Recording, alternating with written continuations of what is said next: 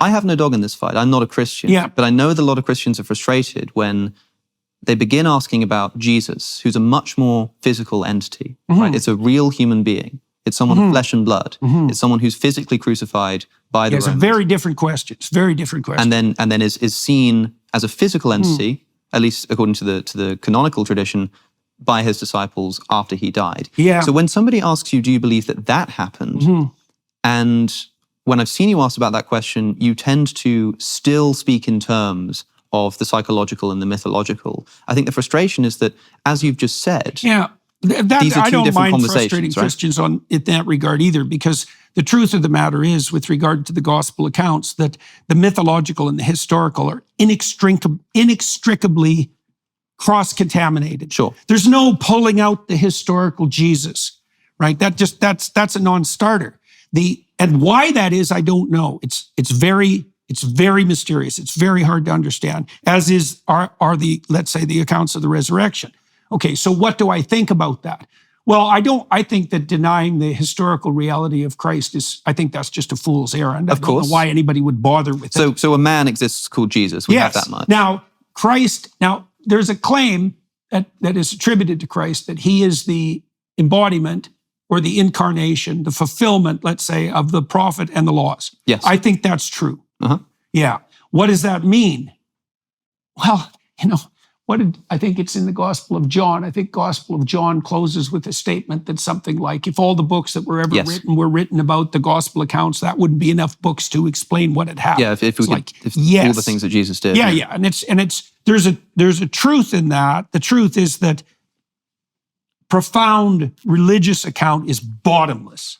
And the biblical representations are like that. There's no limit to the amount of investigation they can bear, not least because the text itself is deeply cross-referenced. So there's an innumerable number of paths through it. It's like a chessboard.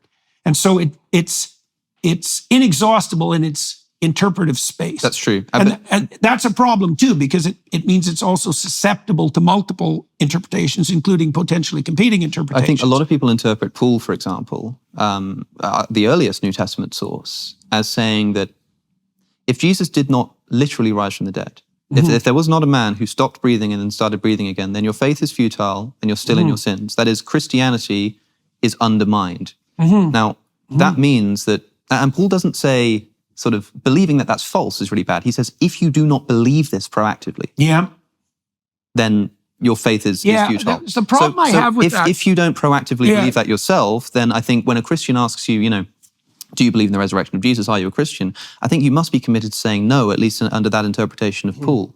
And even if you're not sure, I mean, it's fine if I say to you, do you think that a man physically rose from the dead? And you say something like, well, I don't know. I mean, I wasn't there. But I think it has a lot of mythological significance, or I think that maybe it happened in a different sense, or it happened in the sense that good fiction happens, then fine. But it needs to begin with that caveat of the simple sort of, historically speaking, I don't know. And I know you don't like to pull out the historical Jesus from the mythological. That's a good objection. But it's an important question to ask. No, of course. It's a very good objection. So I just did a seminar on the Gospels with a crew of about 8 people. And it was the same crew that walked through Exodus with me with a couple of variations. And we spent a lot of time on the resurrection accounts, for example. And of course, that was the toughest, let's say, that was the toughest morsel to chew and digest. The thing about the resurrection accounts is that they're all, so I could say something like this, which will just annoy people, but it doesn't matter. I believe the accounts, but I have no idea what they mean. When you say you believe the accounts, do you mean, and I hate to be sort of pedantic here, it seems pedantic, but do you mean you believe that these are things that happened such that that's a strange I know you don't thing. like that. Let me put it this way. If I went back in time with a Panasonic video camera and put that camera in front of the tomb of Joseph of Arimathea, would the little LCD screen show a man walk out of that tomb? I would suspect yes. So that to me seems like a belief in the historical event of the resurrection, or at least of Jesus leaving the tomb, which means that when somebody says, do you believe that Jesus rose from the dead? It doesn't seem clear to me why you're not able to just say, it would seem to me yes. Because I have no idea what that means. And neither did the people who saw it. Hmm.